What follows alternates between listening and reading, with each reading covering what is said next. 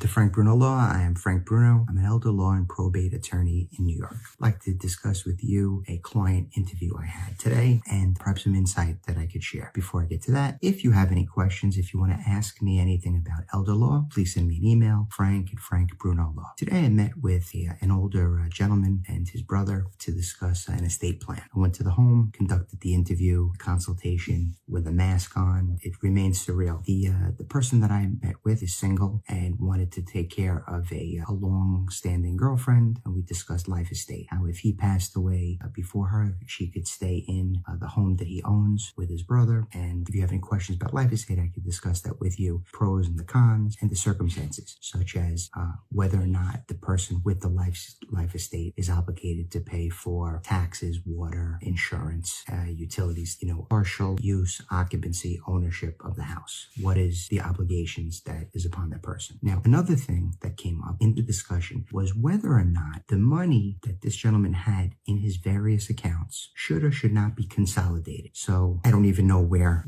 his money is, what vehicles, but there would have been a bank account, some individual stocks, a brokerage account, an IRA, and a life insurance policy. But any of the investment vehicles, whether or not it would make sense, consolidate them so that we knew that his assets were in one place, one pot of money. Now, certainly you could do that, and it makes sense from the frame of mind of clarity and convenience. But as an estate planning attorney, I don't need the money to be in one spot. The plan will work just as well if the money is in 4 places or 24 places. It doesn't matter. If it makes sense to you to consolidate your assets, go for it. My recommendation is to do that only if there are no tax consequences. So one of the things that we use in estate planning is the stepped up basis. If a person bought a stock at $1 and now the stock is 101, right? There's a gain of $100. Why sell that stock now and pay capital gains on the $100 gain, right, in my example? So be mindful of any gains,